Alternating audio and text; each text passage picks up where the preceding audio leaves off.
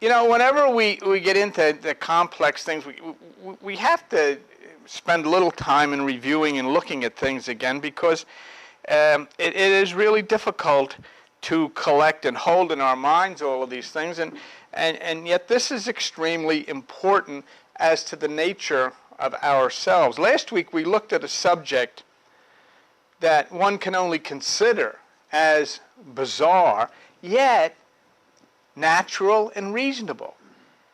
And namely, are people who claim to have a spiritual or sometimes visionary experience under the influence of a hallucinogenic drug. Now, of course, that's enough to get a lot of the people, running out of the monasteries and all of these things. But it's different, because we're talking about something that is naturally built in to us as human beings. Come on in. Just walk right in and make yourself comfortable and just sit down. Don't worry about that. In addition, we discussed what part a hallucinogenic drug might play in mental conditions in which people are considered to have dementia or schizophrenia. And in addition to that, we looked at the number of scientists who have taken hallucinogenics in order to understand the workings of the subatomic invisible world that we in reality inhabit, but really don't know that it's there. Two contemporary scientists in particular that we looked at were Rick Strassman, who is an MD, and Jeremy Narby, who is an anthropologist. Both authored books that brought to light the involvement of hallucinogenics, or drugs, if you wish, in life experiences that open an understanding and reality beyond what we consider normal. It's a very touchy subject to discuss. It really is, because there's so much trouble with drugs and young people, and you never, ever want to put such a thing in a positive light. And of course, we're not, because what I'm talking about here is something that is naturally secreted into the brain by a gland.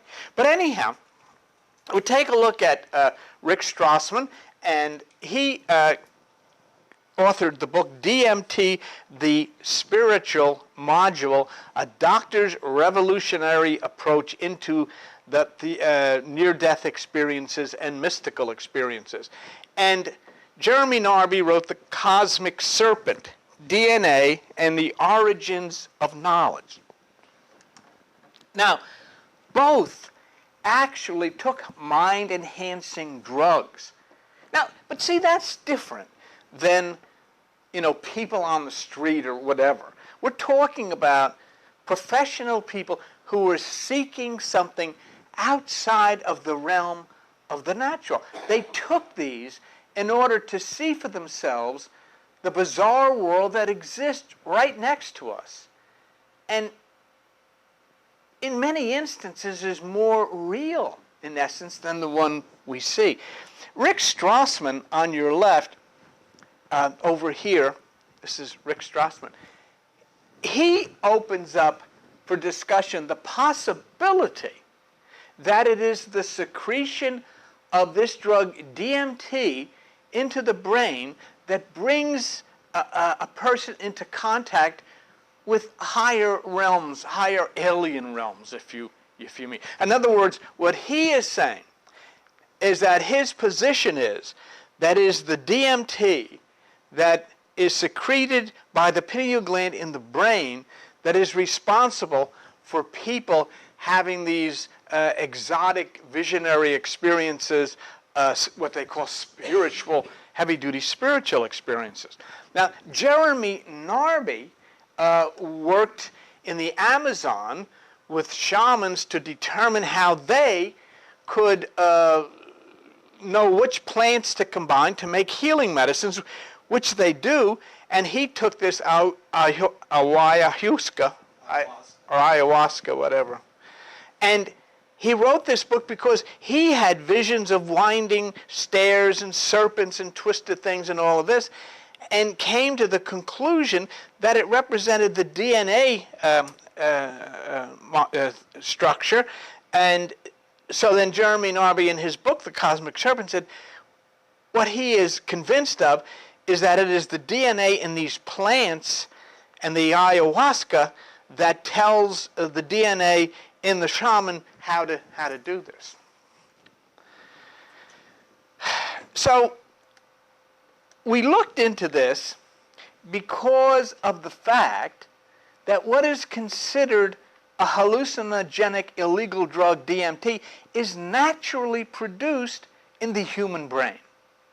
It forms the basis of the ayahuasca that Narby ingested and is the center of Rick Strassman's book. So quickly I wanted to go over things and some things and then I'll have something really interesting to show you. But this is the summary definition of DMT. Dimethyltryptamine, which is right here, it's DMT-containing plants, are commonly used in several South American shamanic practices. It is usually one of the main active constituents of the drink ayahuasca. And it says here that several speculative and yet untested hypotheses suggest that endogenous DMT produced in the human brain, now that's not untested, that's a fact, but is involved in certain psychological and neurological states.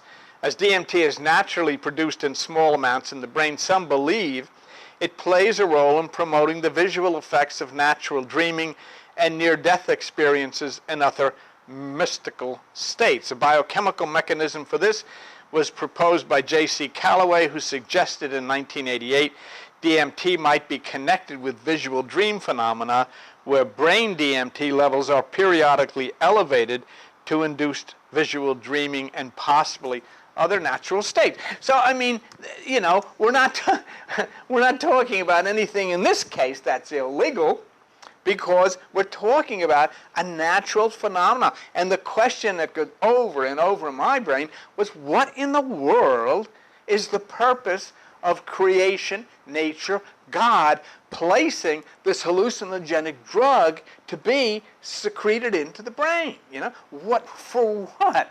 One of the interesting people we discussed last week was Francis Crick.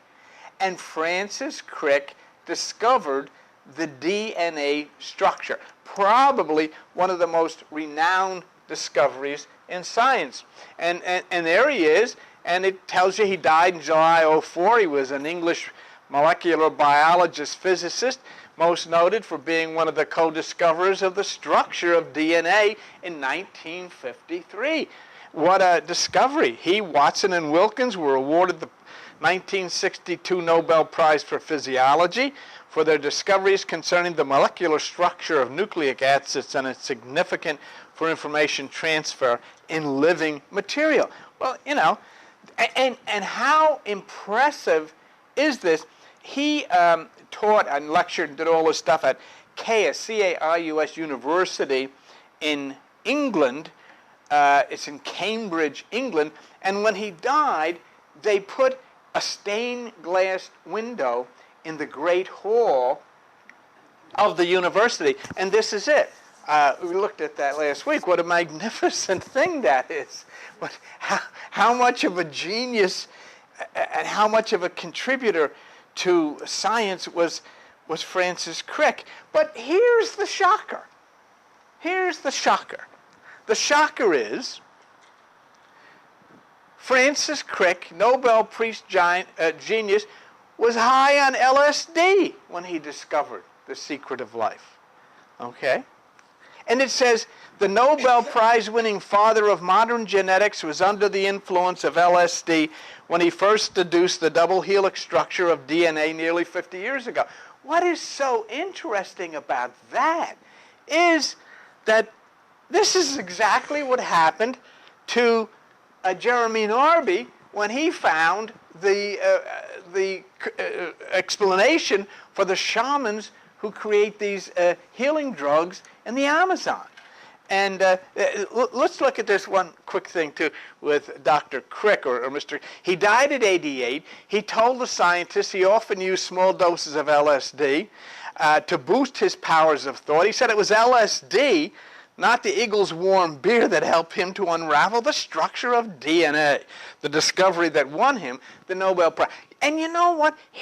What a quandary it leaves us in, because we know drugs are bad, we know nobody should take drugs, but, you know, in controlled circumstances, by people who are searching in a scientific method, my goodness gracious, maybe that's where these secrets lie. Maybe you have to look beyond the 3 dimensions. You have to look beyond the 5 senses, you know. And, these are, as I said, extremely prestigious things, and have contributed so much to society and life and healing. Well, you know, nonetheless, that's what he did. And we looked at some other people, and I just wanted to quickly run down the list of people who were hallucinating because of what they took. And yeah, I don't know what to say other than it's true, and here they are. This is Harvard professor Stephen Gould, died in 2002 of lung cancer. He was the author of many books on science and evolution, The Mismeasures of Man, and the massive 1,400-page opus, The Structure of Evolutionary Theory. While many obituaries marked Gould's passing, few mention that Gould had been using marijuana since 1982. And the next one. The next one is somebody you all know, Carl Sagan, who was a regular user of marijuana from the early 60s until his death in 96. Sagan was also best known for his ability to explain his complex ideas to the general public.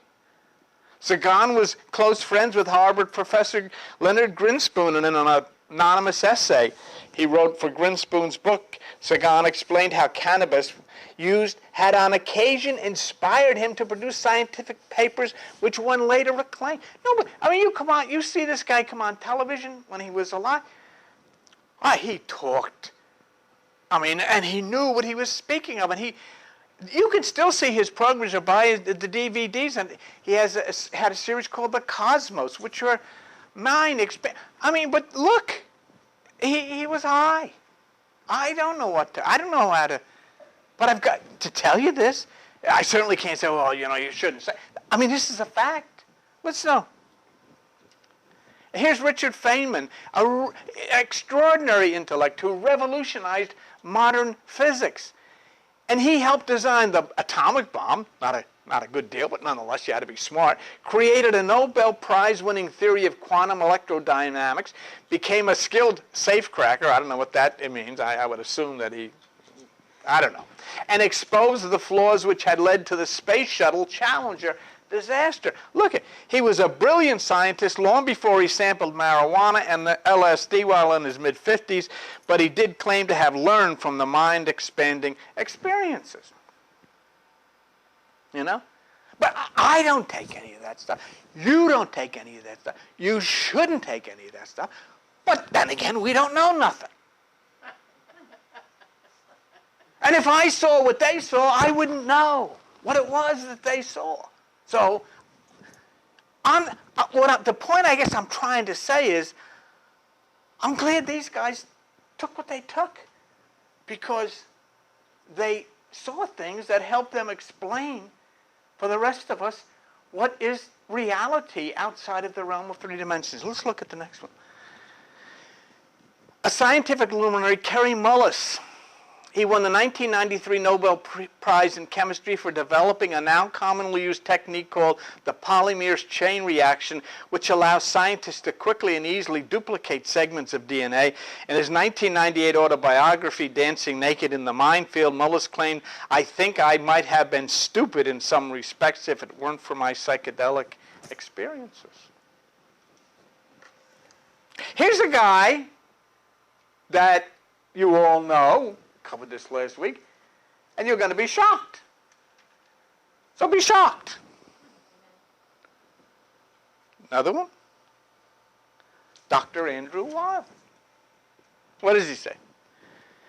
Possibly the world's best naturopath is a naturopath. He's a Harvard medical graduate, Harvard AB degree in biology, internationally recognized expert on medicinal herbs, mind-body interactions, and alternative medicine. And he's open about his past and present use of illegal substances, claiming, I think I've tried about every drug from chocolate to morphine. Wheel claims that there's an innate need for humans to alter consciousness and that there is no such thing as good drugs and bad drugs, merely that some individuals have good or bad relationships. Well, I mean, that's strong. And to me, everything like that, to me, is bad.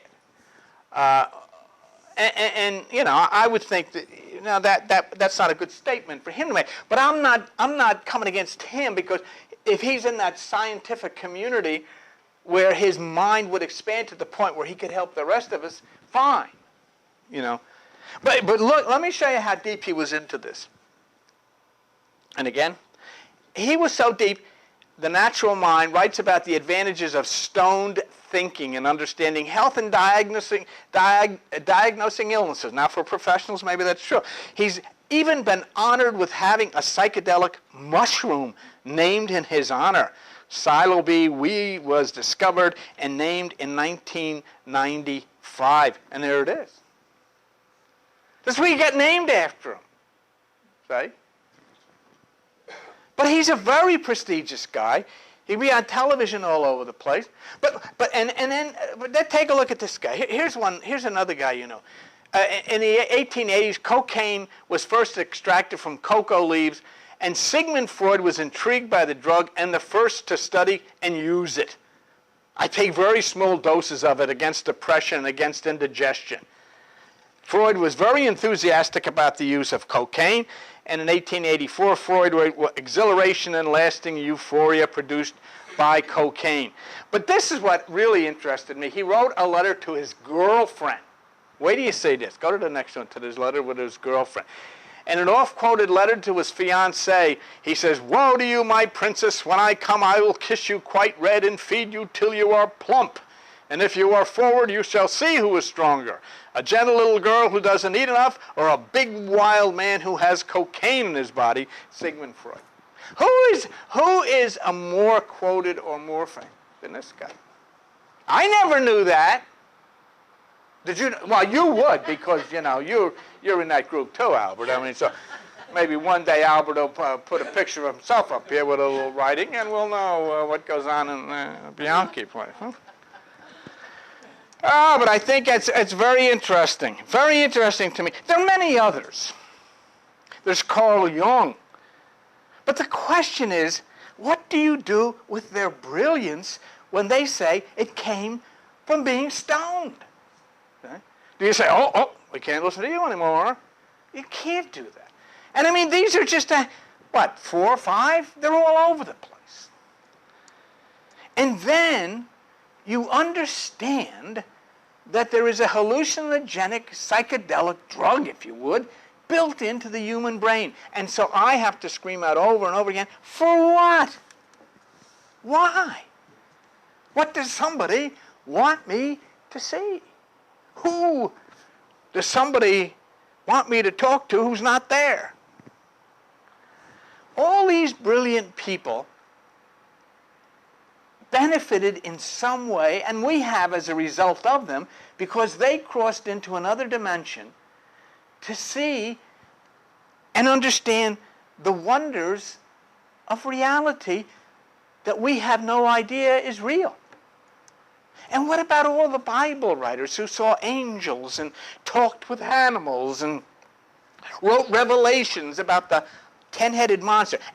Nobody could ever tell me, mythology or no mythology, that the guy that wrote the book of Revelation was not constantly stoned. Or the girl. I don't know who wrote it, but they were stoned. That doesn't mean that the symbols are, when Jeremy Narby was stoned, he found this connection with the shamans and DNA. So, and even the Bible itself talks about people getting stoned. I always thought it was throwing rocks at people. Didn't you, Ethel? Evidently, it might mean something else. They're going down to get stoned. What we're talking about here, and we might laugh about it, but we're talking about stoned geniuses. There is a terrible danger of using drugs. Terrible. In fact, I think that goes even to prescribed drugs. But we have to, unfortunately. And I don't really know why, but we do, and I do too. But it doesn't take away the question of why so many of these types of people considered as genius use them in order to be open to startling revelations about reality, life, healing. In the early pages of the Bible, it says God is light. The pineal is the light receptor of the body, and it secretes the drug DMT, which opens one to a different dimension, a different universe, one that we called spirit, one that we call the kingdom of light. But we're starting to understand what this all is. All of these things that talk about spiritual encounters is obviously some kind of a hallucinatory adventure. And there's nothing anybody can do about it. They can't remove the DMT from your head. They can't declare your body illegal because it's harboring an illegal substance. Now, while he is speaking of external DMT, many of these people, what happens when the internal DMT becomes active through the pineal gland? And I'll tell you something. You can go drive by church after church after church after church on a Sunday, and you'll see people packed in there, and you know what they're trying to get? They're trying to get an experience. They're trying in a natural way to transcend the human, dimensional, into an extremely alien experience with what they call God or spirits or saints or whatever they are. They name all of these things, which are hallucinatory types of adventures into the realm of what they call God or heaven. And that is why DMT is in the body, so that under the correct circumstances we can transcend the three dimensions and enter into the parallel realm we refer to as spirit. Now, never, in nowhere and in no way does it say you take anything and you ingest something in order to get there, because the idea is to stimulate the pineal gland in meditation so that it secretes naturally and performs what we would say is God's will, that we see or we hear or we talk. Let's look at DMT in the pineal gland, the connection in the pineal gland of the brain. There's the pineal there, and then DMT is naturally produced in small quantities in the human brain, and it has been hypothesized that DMT is produced in the pineal gland in the brain. The pineal gland appears in the developing human fetus around 49 days after conception. Thus, the supreme question, again, is what part does this hallucinogenic DMT play? Secreted by the pineal gland of the brain, it had to be put there for a reason. It does this for a reason. Behavior that we have to treat with professional care, because if it's allowed to interact with our society, it could prove dangerous. You know, people are saying things. People are talking to people. People are doing things that, you know, you and I say, well, what the heck are you doing? What's going on? Who are you talking to? All this kind of stuff. So we can't relate to that, and we're not constructed in order that we should relate in that realm. But under circumstances when we are seeking within ourselves through the meditative state, this is the call. To transcend from here to there. You couldn't leave a person with dementia alone, because you wouldn't know what would happen. You wouldn't know, you know, they're saying things, they're hearing things, they're talking to people, you don't know what they're going to do. But we don't know whether it's maybe because of some brain function or reaction or damage or something that the DMT is flowing in a greater volume than it normally does in the rest of us. Maybe in the way it affected Narby and Strassman. I don't know. These questions aren't asked by people who are not free.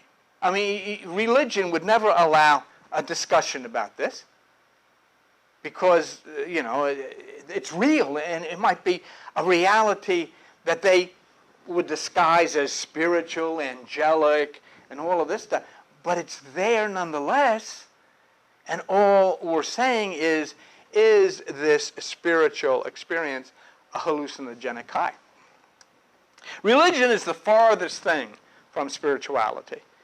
It thrives in songs and costumes and stories. But whenever you dare express the nature of the invisible world where reality exists in strange forms, they immediately pull out the cult. Then they begin to wail about devils and demons and all of that kind of stuff. They can never have anything to do with the nature of God, who, they say, created people, but this creator saw fit to equip the human brain with a hallucinogenic drug called DMT. And the only purpose it would have would be to escort someone into a different dimension. Are there UFOs? Are there extraterrestrials? I believe there are. Do you have to take drugs to interact with them? I don't think so. But you must activate the trigger that will release natural DMT into your brain so you will be free to fly into the kingdom of light. It's a natural thing. Sorry. You've got to stimulate the pineal gland or the single eye in order for you to transcend this realm that we live in. And there was somebody who is a lot better known than me who said this. In Matthew 6:22, Jesus said, "If your eye be single, your whole body shall be full of light." He's talking about the pineal gland. Isn't that something? The single eye is the pineal gland, and the Jesus of the Bible says that if you activate it, you're going to be filled with light, and the pineal gland is what secretes the hallucinogenic DMT. Well, what kind of light is he talking about? But we have been raised and trained to listen to people in church sing songs and preach about what's in the Bible, and they preach it to us literally. They talk about people walking on water, talking with snakes, flying up to the sky, two-headed dragons, and they speak of it all literally. And Sunday after Sunday after Sunday, the masses of people file in, check their brains at the door, and contribute to hear someone read mythology to them literally. And yet, when you speak of parallel universes or our other selves living in them, they point you out as some kind of devil or demon or cult or something. But science tells us of the reality of the strange, the reality that more goes on that is bizarre than we can ever imagine. And I say that it's the world that is hidden in the biblical mythology that is revealed only when one activates the single eye in meditation and the DMT throws. Over and over again, I have quoted this educator, Paul Steinhardt, Einstein Emeritus Professor at Princeton University. And this is what he says. Parallel universes were a staple of the Twilight Zone for years. Science fiction writers loved to speculate on the possible other universes which might exist. In one they said Elvis might still be alive, or in another the British Empire might still be going strong. Well, serious scientists dismissed all the speculation as absurd, but now it seems the speculation wasn't absurd enough. Parallel universes really do exist, and they are much stranger than even the science fiction writers dared to imagine. This man is an Einstein Emeritus Professor at Princeton University. If you have any arguments with that statement, please direct them to him. I couldn't, because when he gave me an answer, I would not know what he's talking about. We do not know about the unseen, do we? If we say it's impossible to levitate. Could Ethel levitate? No. Could Joan levitate? No. But maybe they could. And the only reason that we would say something cannot levitate is because we don't know. Religious people from ancient times would suggest something that I am about to show you right now is demonic. That's where religion is today. Just imagine what I am about to show you being seen by people many years ago.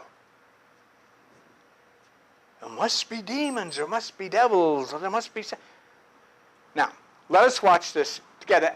Would you get over here and just focus on this, Kathy? Okay? All right.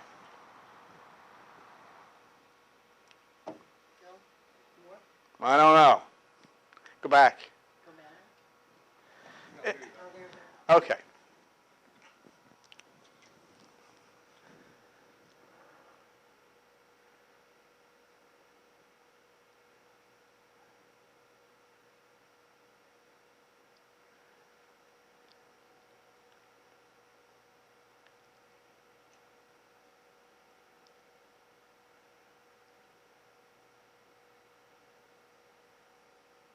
All right. And now look at this.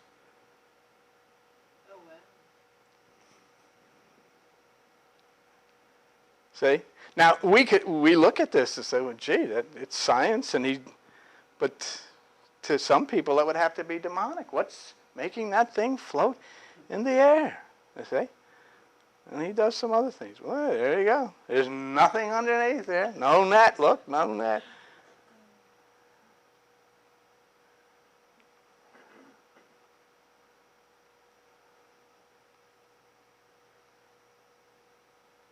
Yeah, a little side action. More side action. And this is the point. See, there are, look at that. We live in an electrochemical universe, and there are things that can make things happen that we don't understand. I like this.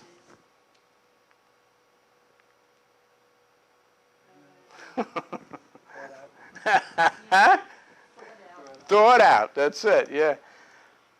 See, but just imagine now, if somebody from the Dark Ages, when religions flourished, the people that did that would be killed. They would be demons, say.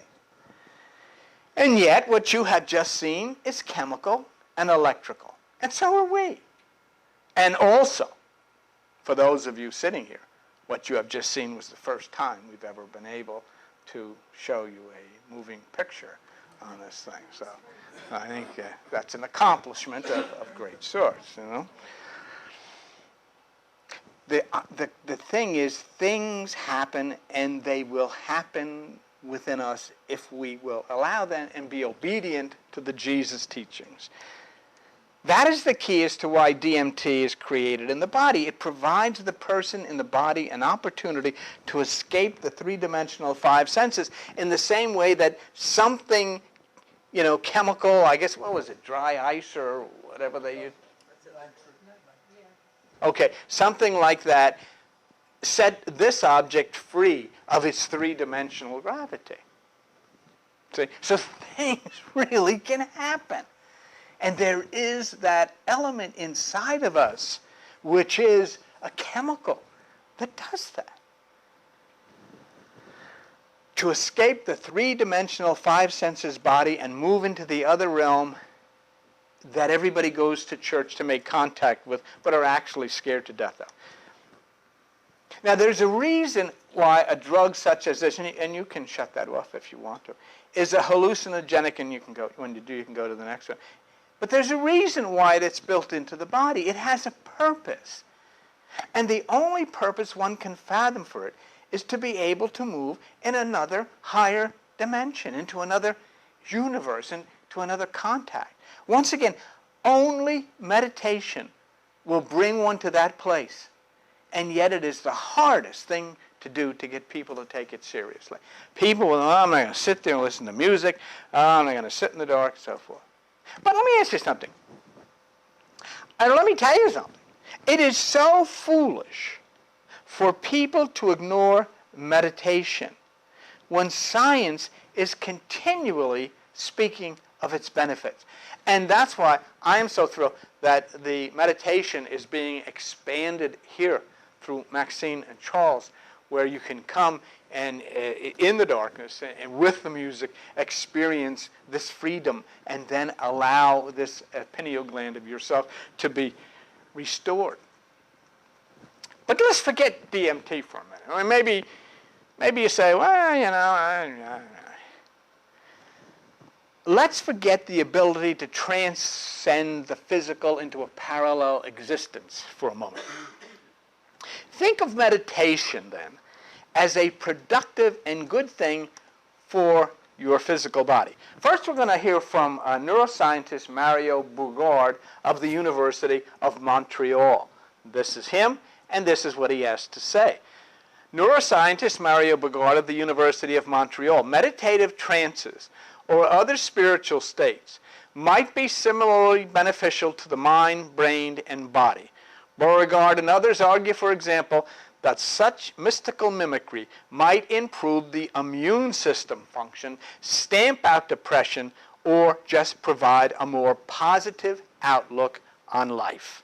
Okay? Want you to see what else he said?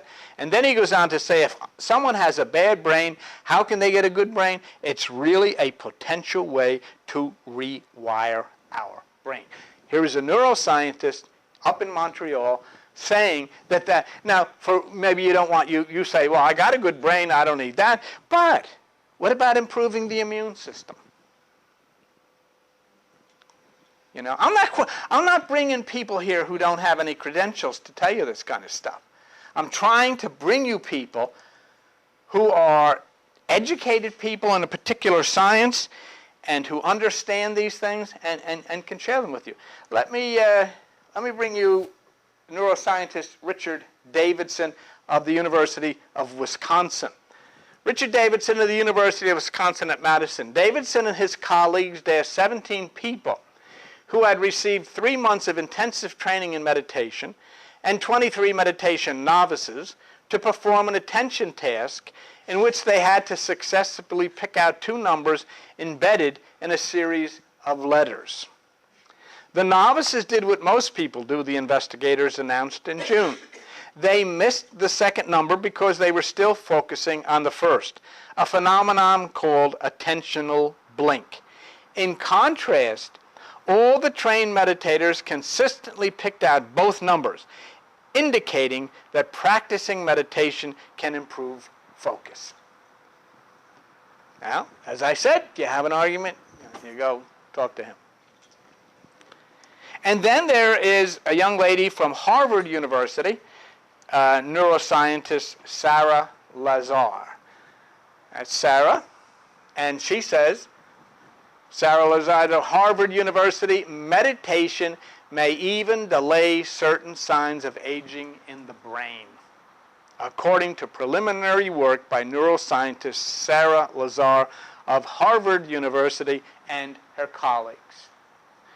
A paper in Neuro Report noted that 20 experienced meditators showed increased thickness in certain brain regions relative to 15 subjects who did not meditate. In particular, the prefrontal cortex and right anterior insula were between 4 and 8 thousandths of an inch thicker in the meditators. The oldest of these subjects boasted the greatest increase in thickness, the reverse of the usual process of aging. So, I mean, if you don't want to meditate for spiritual purposes, why not listen to these people for practical physical purposes? You can improve your focus. You can hold off any types of this degradation of the brain as you get older, and so forth. And I mean, this has come from Harvard and from the University of Wisconsin and from the University up in Montreal. And these are neuroscientists studying this stuff, and they're saying that your brain improves physically through meditation. So it doesn't make any sense not to do it. But you know why people don't do it? Because they do not regard the brain as a physical structure requiring both exercise and rest, just as the rest of the body does. Right? The point being is that meditation is very good for you, not only spiritually, but physically. It's good for your body. It's good for your brain. That's why I was so excited when Maxine and Charles said that here at the Hidden Meanings Conference Center in Forked River, we're going to be having it Sunday nights at 7, Tuesday nights at 7, and the last Friday of the month at 7. So here's an opportunity to come. And there's no instruction. You just sit, relax, and allow the sounds and that darkness to just envelop you and do what it does naturally according to the scientists such as Sarah Lazar of Harvard University. Okay? It stimulates the pineal gland of the brain as well as other things, obviously. And I reinforce for you, and I hope that the statements, I mean, if we had Sarah Lazar of Harvard University, Mario Bogard up in Montreal, and Mr. Davidson from Wisconsin saying that you should meditate for the safety of your brain and your body, maybe this next guy will be helpful too. Okay? This one is named Jesus. Many of you in Christian circles know of him. But he said, what you have to do to be in good shape is seek first the kingdom of God. Well, it's a religious thing, he's saying. But in other words, you want to do that, right? You follower of Jesus, right? Well, he says, look for the kingdom of God first. Don't do anything else before you do that. Okay. Now what he said, hell, he identified where you can find it. It's within you. Say, it's within you. The kingdom of God is within you. Now, here's another one that I took in a lot of sequence, but in 1 John 1:5 in the Bible, it identifies that God is light. So he's telling you, you've got to look for the kingdom of God. You've got to look within yourself because that's where it is. And so what you will be looking for is light. See? Now look what he says next. Matthew 16. If your eye be single, that's in meditation, your whole body will be full of light. See? So here is Jesus following up on these scientists saying, hey, what they're telling you is right. The creation, God, is within you. God is light. And if you stimulate the pineal gland, your whole body shall be full of light. Okay? And then a warning to those, and so many in Christianity should take this and heed to it. It's in Luke 11:52. You have taken away the key of knowledge. You did not enter within yourselves, and others that were entering in, you hindered. Now there it is. There's the reasons why you should take part in meditation. And by goodness gracious, you know, we spend the millions of dollars on the doctors, and they're wonderful, and we spend millions of dollars on the insurance and all that stuff. This is free. Even you come here to do it, it's free. We don't take any collections up when we do meditation. Because there's some things that are above, you know, collections. And I don't know what else to do, but I've quoted you the scientists, and a lot of religious people say, wow, that's science, this is spirit. Well, there's your spirit. And he said the same thing as the scientist said. So if you are coming from a Christian perspective and claim to be a follower of Jesus, what more do you have to have said to you to impress you to meditate? How clear must it be? And Jesus' meditation instructions not only will be good for your body and brain as the scientists have taught, but will take you to that level of existence that you did not know before. You've been going to church since you could walk looking for this, and it's inside of you all the time, and you have to turn your attention away from churches and to inside to the temple where all of this goes on.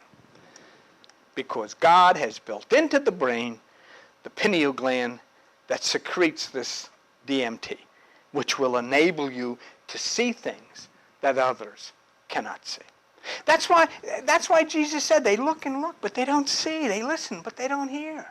Because you can't in this dimension. We've changed all of this stuff, all of this good stuff, into rules and regulations, and whether homosexuals and all of this stuff, and don't wear pants if you're all this crazy stuff. I mean, let's be reasonable. In order to see the things of God, you must be able to see things that are not there. And how are you going to do that? God has provided the brain with the chemical needed for the physical body to do just that. DMT, secreted by the pineal gland. Look even into Bible scripture. Do you remember the old scripture? Jacob was wrestling with an angel. Was he really wrestling with another person, or was he hallucinating? Was he seeing something that nobody else could see, but it was extremely important? Something was happening in another dimension or parallel universe, and I'll show you why I say that. Here's a picture of Jacob wrestling with the angel. What's going on here? Well, I'll tell you how we know what's going on here.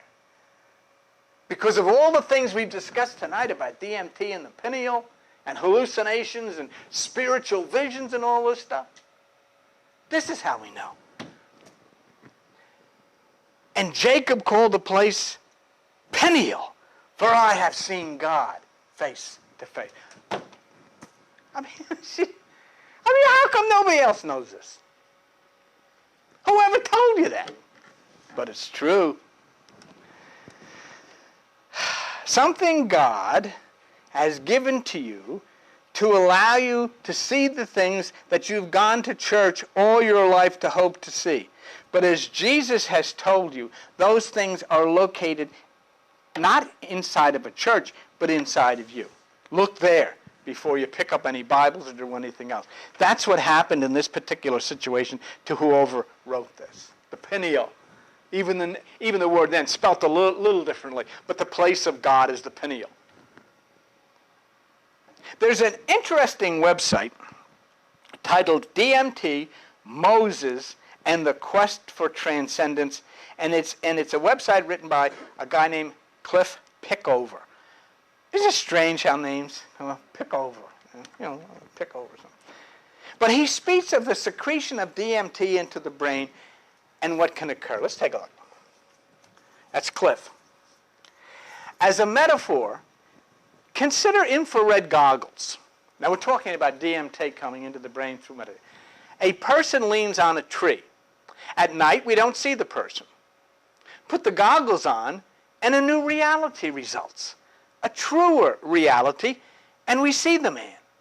Similarly, is it possible that our brain is a filter, and the DMT is like slipping on infrared goggles, allowing us to perceive a valid reality that is inches away and all around us? You see?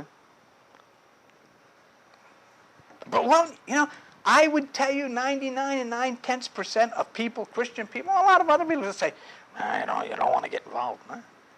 Well, stop going to church then. What the heck are you going there for? Ridiculous. Now what else he says?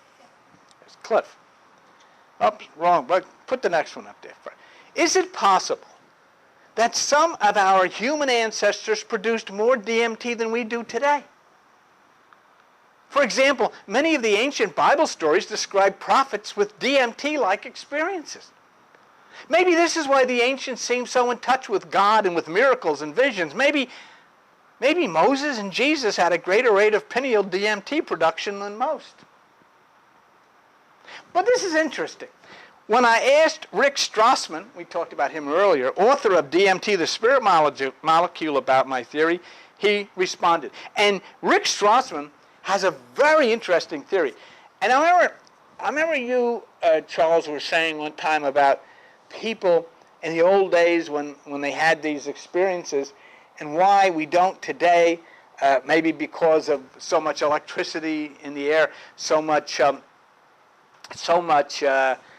signals of all kinds of radio signals and everything. Well, Rick Strassman makes a very interesting, I didn't even know you put that down. Rick Strassman makes a very interesting statement. I'm not familiar with a specific theory that we made more DMT in the old days than now, but are you familiar with James' idea of bicameral mind, that people routinely hallucinated until the connections between our hemispheres got evolved out for whatever reason? I don't think hemispheric connections would support his idea as much as might higher levels of endogenous DMT. If indeed we made more DMT in the past, this may have to do with the increase in artificial light that has come upon us in the last 1,000 years or so. Very interesting there, you know. And of course, knowing that the pineal gland closes when there's light and opens in the darkness. So where he is saying that, you know, there is so much light. If you live in New York City or someplace like that, you know, what's going to happen? It's the same reason you can't see the stars. We can't see the stars around here because of the lights from New York and the lights from all over the place, Philadelphia, whatever. You can't see them. There's so much artificial ground light that it makes seeing the higher light very difficult. You go to Montana, where there's limited artificial ground light, and the whole sky becomes a cathedral. There's stars, and, you know, they call it the big sky country. Well, there's more to come on this. But for the time being, spend some time turning off the lower light and open yourself to the higher light. And let me again tell you that you'll be able to come here at the Hidden Meanings Conference Center on Route 9 in Forked River Village Green Shopping Center on Sunday nights at 7 p.m., on Tuesday nights at 7 p.m., and the last Friday of the month at 7 p.m. And there is where the meditation will be available for you. You don't have to say anything, and you don't pay anything, and we won't take up a collection. Just come and for yourself, for your physical well-being, for your mental well-being, for your brain, for your mind, for your body, okay? And then to transcend. You can go and then go back to wherever you go to church. I could care less where you go to church. I really could. I don't care. So anyhow, thank you for being here. For those of you